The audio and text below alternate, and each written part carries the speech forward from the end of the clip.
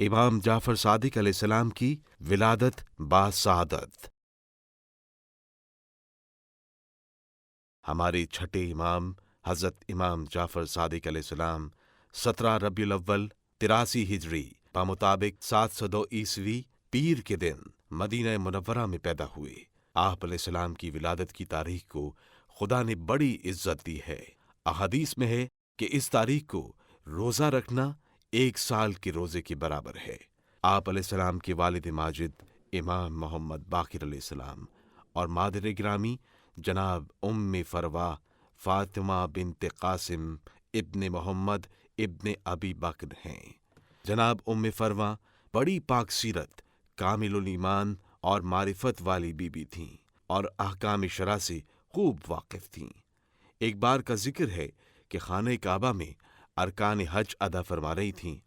جب حجر اسود کے پاس پہنچیں تو بائیں ہاتھ کے اشارے سے بوسہ دینے کی رسم ادا کی۔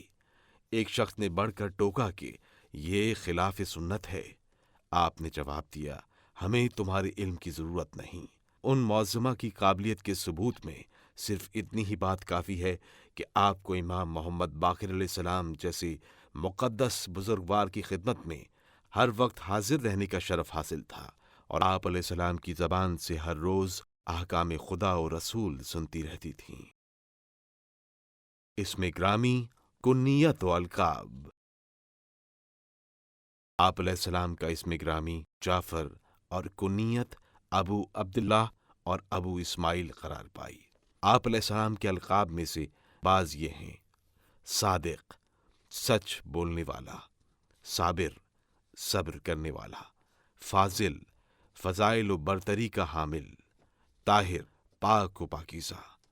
علامہ مجلسی لکھتے ہیں کہ جناب رسول خدا صلی اللہ علیہ وآلہ وسلم نے اپنی ظاہری زندگی میں ہی حضرت جعفر ابن محمد علیہ السلام کو صادق کے لقب سے ملقب فرمایا تھا۔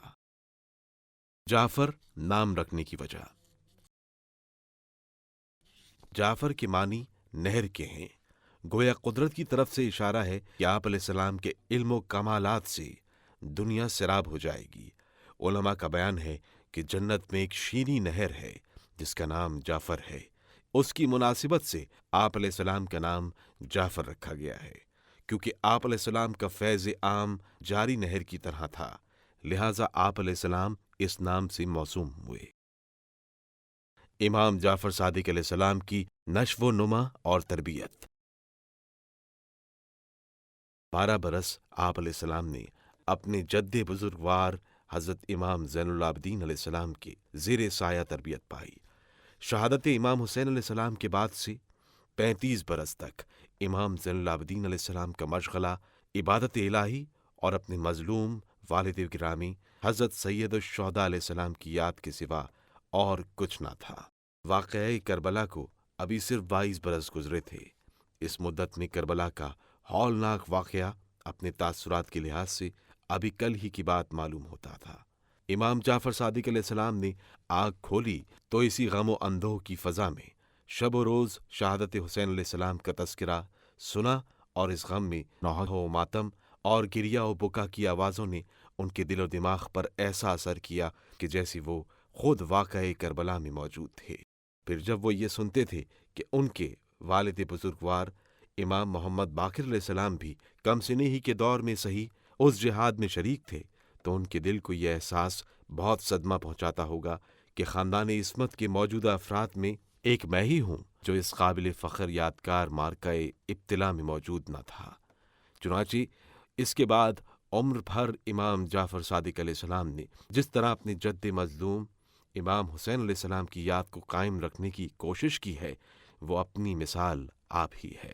12 برس کی عمر میں جب 95 ہجری میں امام زین العابدین علیہ السلام کا سایہ سر سے اٹھ گیا، تو اس کے بعد کے 19 برس آپ علیہ السلام نے اپنے والد ماجد حضرت امام محمد باقر علیہ السلام کے سایہ تربیت میں گزارے۔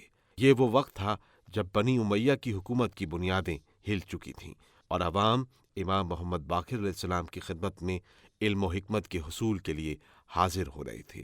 اس وقت امام محمد باقر علیہ السلام کے درس میں حضرت امام جعفر صادق علیہ السلام ہی ایک وہ طالب علم تھے جو قدرت کی طرف سے علم کے سانچے میں ڈھال کر پیدا کیے گئے تھے۔ آپ علیہ السلام سفر اور حضر دونوں میں اپنے والد بزرگوار کے ساتھ رہتے تھے۔ چنانچہ ہشام ابن عبد الملک نے حضرت امام محمد باقر علیہ السلام کو جب دمشق طلب کیا تو اس وقت بھی آپ علیہ السلام اپنے والد بزرگوار کے ہمراہ تھے۔